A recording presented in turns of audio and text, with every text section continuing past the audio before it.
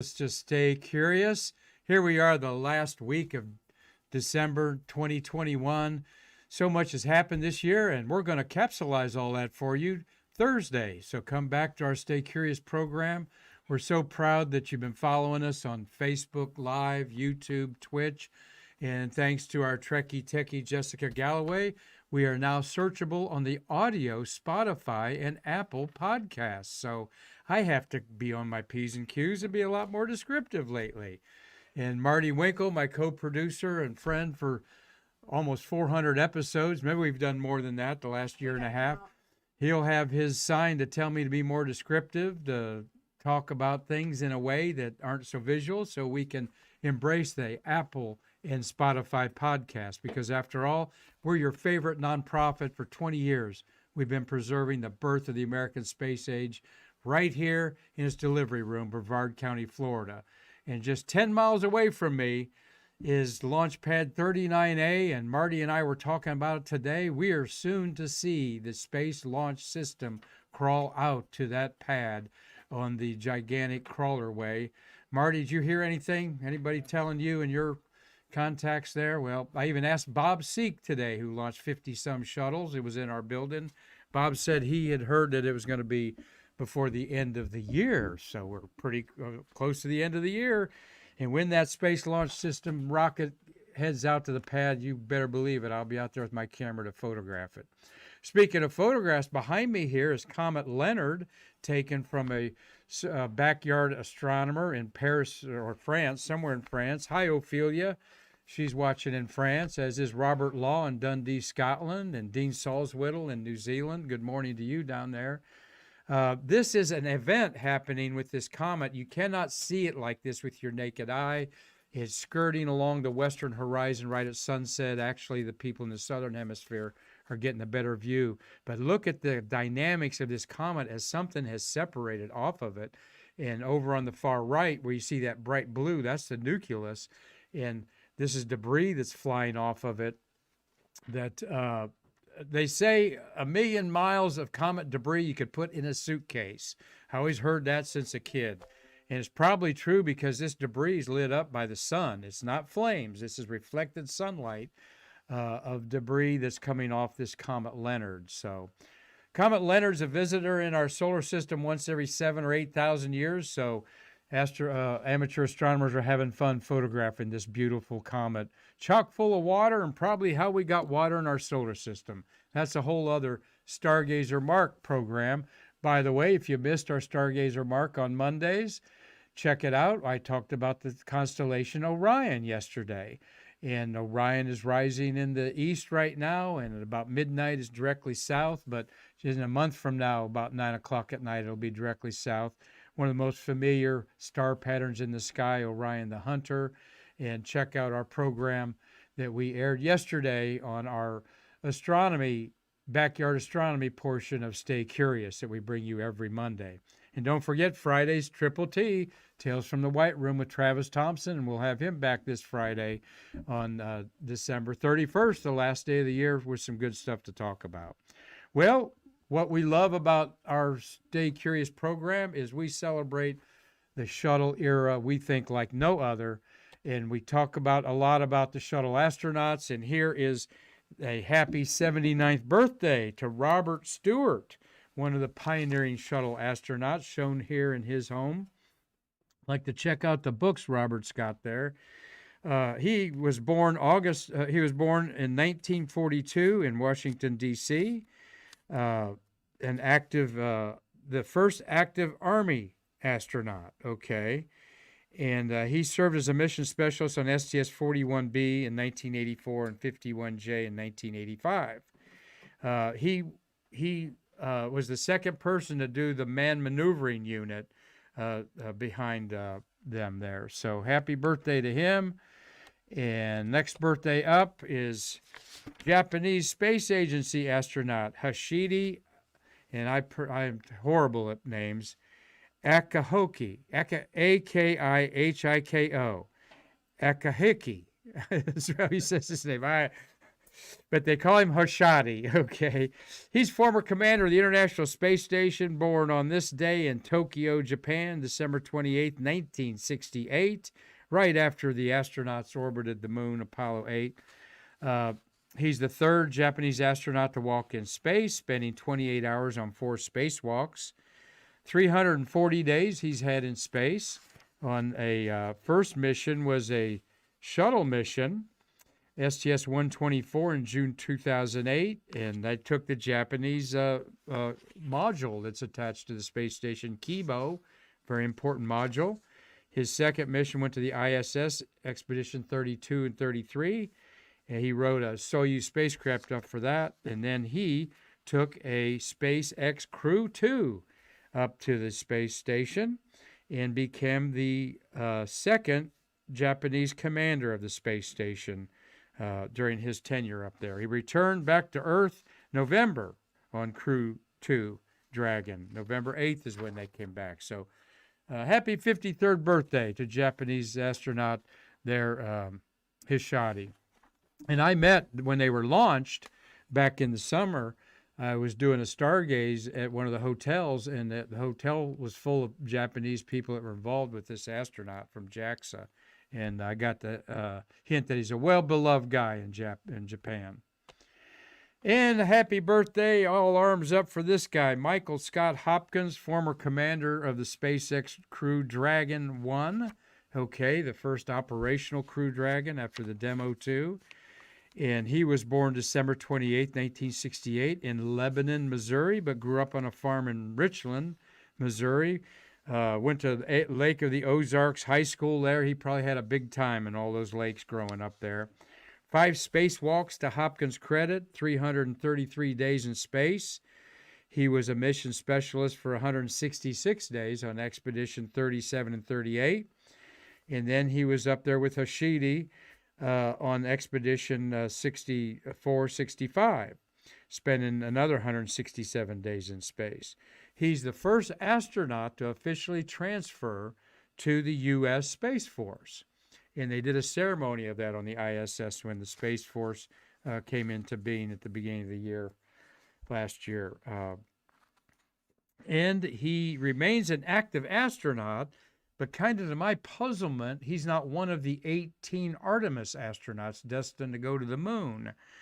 Maybe he could fill in for one of them, but he is the commercial crew astronauts that NASA created over 10 years ago to fill in the seats of the SpaceX and eventually Blue Origin flights to the International Space Station. So that's something we're looking forward to, Marty, is the Blue Origin launch of the New Glenn rocket, hopefully next year sometime off Pad 36. That we think will blow your mind because it's 18 feet in diameter, the New Glenn rocket.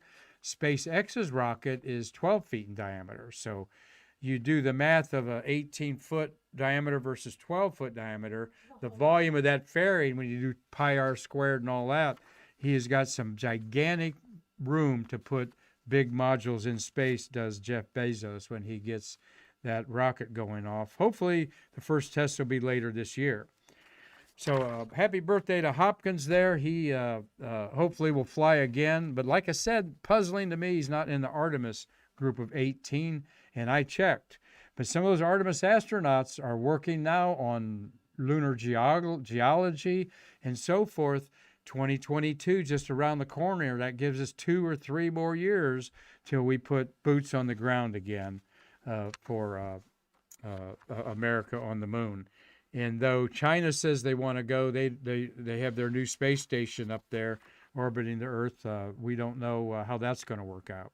And speaking of people orbiting the Earth, let's see, how many do we have now? Well, we had 13 in space, but 3 came back on the Soyuz spacecraft. Remember, they had the billionaire up there that paid for his flight to go up to the space station with a director, not the lady that did the surgery up there with her director, another crew entirely. Okay, got to refresh your memory about these things happening so fluidly. So they came back, so that leaves 7 on the space station, the Expedition 66 crew, and we've got 3 Chinese orbiting the Earth. So we've got 10 people in space right now, down from 13. And of course, when the suborbital flight of Michael Strahan and Leslie or Churchley, Laura Shepard Churchley, and 4 other people went up with her. That made it, how many people were temporarily? 19 people were temporarily in weightlessness, we'll say. But here on Stay Curious, we're tallying those people who orbited the Earth to distinguish those that did suborbital flights. And speaking of suborbital, if you missed it, boy, what a great interview we had with Yves Plendo, nicknamed Full Suite. He's got ticket 248 to go on the Virgin Galactic suborbital flight. He thinks he might go by next fall, okay? But he's been waiting 10 years to go. What a great interview. Jessica and I interviewed him, thoroughly enjoyed this gentleman, and just a great positive guy. He just was full of energy and really a neat guy to talk to. And you want to check out that we aired last Thursday on Stay Curious as a bonus during the Christmas holidays for you. So, well, let's talk a little bit about more space history. One, we're anxiously awaiting the Space Launch System with the Artemis rocket on it and the Orion space capsule heading out to Pad 39B. We're hoping that happens. Could happen tonight. NASA likes doing a lot of these things at night. And what reason would that be? Marty, I think you taught me that one of those reasons why a lot of shuttles were taken out at nighttime. Well, one, in Florida, you are exposing the shuttle era. You're exposing a national resource to the elements because it was in the VAB, and then it's going to be covered up with the remote service structure. All right, but to take the Saturn V out there and other rockets and expose them to the elements, all right, they did it at night because less likelihood of thunder showers. Simple as that, all right? And lightning is the worst enemy. In fact, I was talking to Bob Seek today, who's on our board of directors. Bob launched 50-some shuttles as its launch director, and we were talking about that the launch director became in charge. He was the one that got to say go to move the crawler. I didn't know that, Marty. They kind of had a chain of command meeting of who's going to give the final go to move the whole structure out to the pad, because we've got to blame somebody when something messes up, okay? And Seek said he was the one that the launch director was chosen to do that. So it's going to get exciting around here, folks, when we see that big stick out there. And like I said earlier, I'll be out there with my camera from you can get a great view of it from our Merritt Island Wildlife Refuge on the way to the Playa Linda beaches out there. But the big news, of course, Christmas Day, the launch of the James Webb Space Telescope, okay? And let's review that a little bit here on to end our Stay Curious program. There is the beautiful poster, Jessica being an artist, Jessica Galloway, Trekkie Techie. You like that a lot, right? So pretty. Very pretty. The hexagons and how it fits with the telescope. And of course the hexagonal segments are the big segments of the mirror, plated in gold, 21 feet in diameter, 18 different segments. We'll see a picture of that in a minute. But what's going on right now? It was launched Christmas Day. Okay, we're just 3 days later. What's happening? Well, you know, one guy I want to get on our show for sure is William Harwood. Bill Harwood is the senior space writer for CBS. I've never spoken to him. I can't wait the opportunity to, because we'd love to have him on Stay Curious. And he has got a Twitter that I follow, because if you want to know the most up-to-date news of the day, you follow it on Twitter, right? And he just posted on Twitter that everything's going as planned, and no, they're not unfurling the mirrors yet. Here's what's going on. NASA's confirmed that the Webb's forward unitized pallet structure support half of the sunshade has folded down and locked properly this morning. And right now, as we speak this afternoon, the aft pallet part of this is being lowered and locked. And this will hold the sunscreen that shields this telescope from the sun. And you'll see all this in a minute. So it can operate in an environment of below 300 degrees Fahrenheit. This is the one thing about this telescope. Unlike the Hubble, which observed in near ultraviolet light, visible, and near infrared light, the James Webb Telescope is operating in a range that we can't see. All right, but this is a range of the spectrum where there's a lot of violence going on to detect long wavelength of visible light through infrared. So the Webb's going to be able to look through cosmic clouds and see what's on the other side of that cloud. And on the other side of a lot of these clouds and galaxies are black holes and other exotic creatures of the universe that we're going to learn more about. So they want to put the Webb in what they call a Lagrange point, okay? Has nothing to do with the ZZ Top song Lagrange, okay? I know what you're all thinking out there. Yeah, rumor going on in this Texas town about a place outside Lagrange. And Marty, you were working on the too hard to get into ZZ Top probably. And Marty says, yep. But anyway, 1.5 million miles from Earth is where they're going to park this thing, and it stays there. And then the sunshade's going to shield the sun from it, from any warmth, so it can operate from about 370 degrees below zero. We can't even fathom that, okay? But this large sunshade is unfurling right now over the next few days. It's made of silicon and aluminum coating.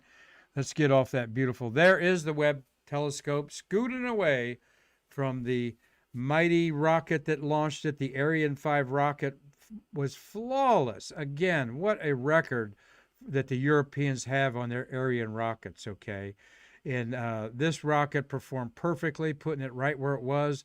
And then a camera on the third stage of the rocket took a picture as the Webb Telescope, which is gigantic, and you're going to see how big this is in a minute, scooted away, all folded up like an origami paper folded up. Origami principles were used to put this thing in the payload on top, under the shell of the fairing on top of the Ariane rocket. And in fact, those of you looking for careers in space, origami is a career in space, okay? Because they're learning how to fold up different things, spacecraft, to get more underneath that fairing so that they can unfurl it up there. So origami is a very serious thing in space. In fact, here at the American Space Museum, we've got a STEAM program on origami just to apply to that. Well, here's what's going to happen the next couple days. January 3rd is going to be a big day when the secondary mirror is going to be unfurled. All right. Now let's look and hear what I'm talking about. Here is the Webb Telescope. Look on the lower right-hand the lower right hand is where you see all of the technicians in their bunny suits on the bottom. So this thing is 21 feet in diameter. Now, the Hubble telescope is only 8 feet in diameter.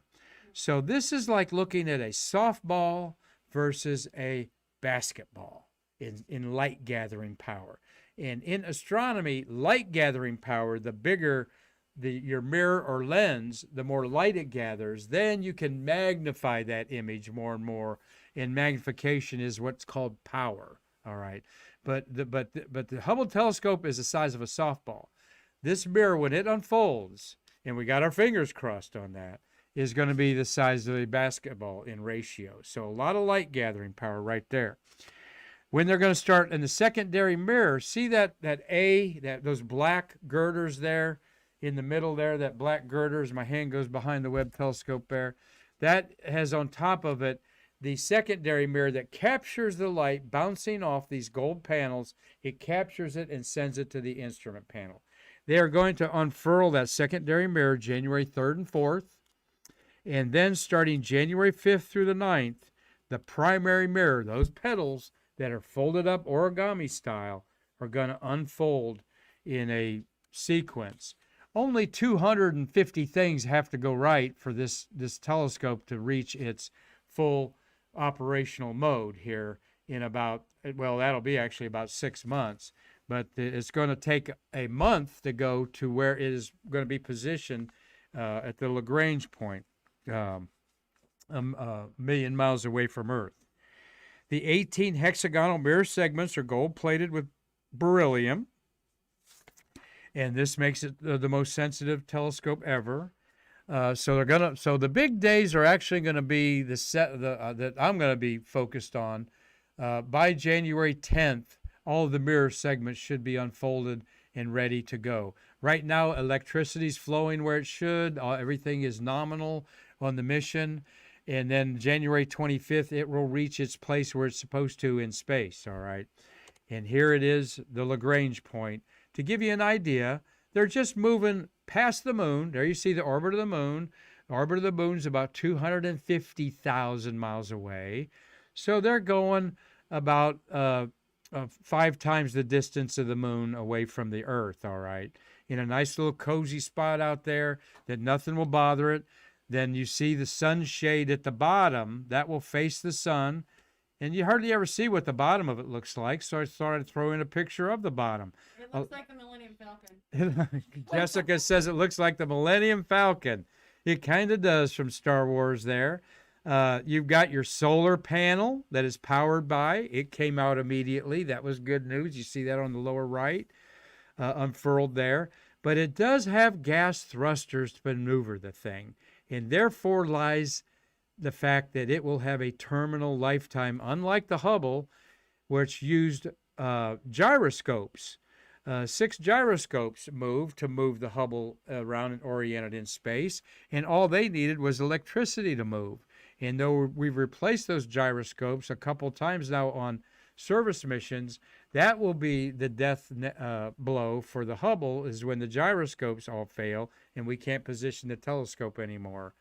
And they'll put the sunshade down and just, there's no plans to deorbit it either, to my knowledge. So at 400 miles up, it might take it, I don't know, Marty, 100 years to burn up.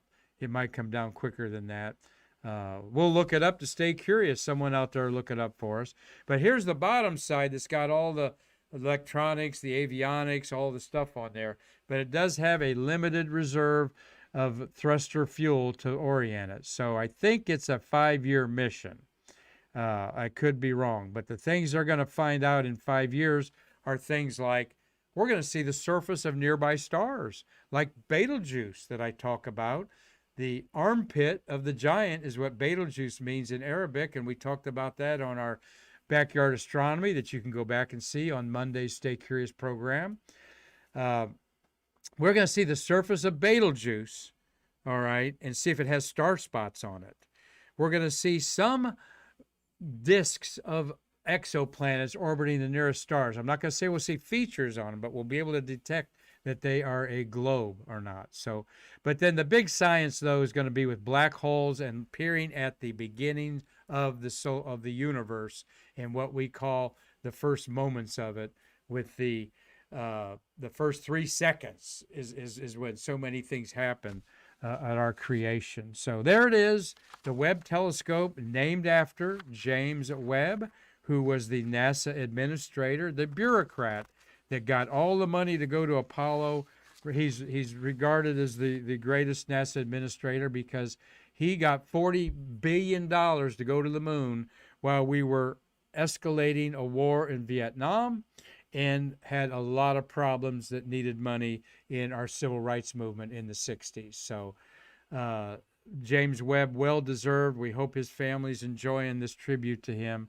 We'll look up and see who is his family that might be interested in the Webb Telescope. They could have called it a million different things. They could have called it the Winkle Telescope or the Marquette Telescope. But nope, it's the James Webb Telescope. Completely nothing to do with telescopes or astronomy, but everything to do with why we made it to the moon, because this man was the one that had his foot in the door at Washington and said we need to do this to make America win the space race, and our whole world will change.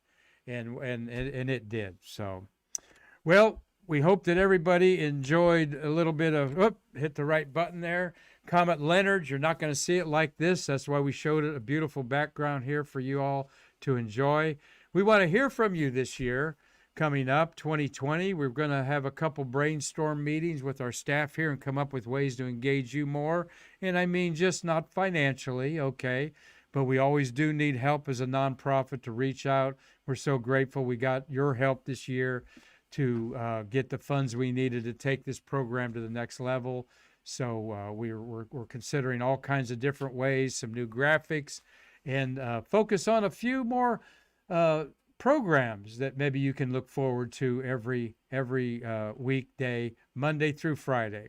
Well, once again, we thank everyone on Facebook, YouTube, Twitch, and those of you that are going to hear us on Spotify and Apple Podcasts. And we're going to work on all the other social media events out there, social media platforms out there, to bring you good content with space workers, astronauts, and of course, a lot of space news, all to keep you coming back to stay curious.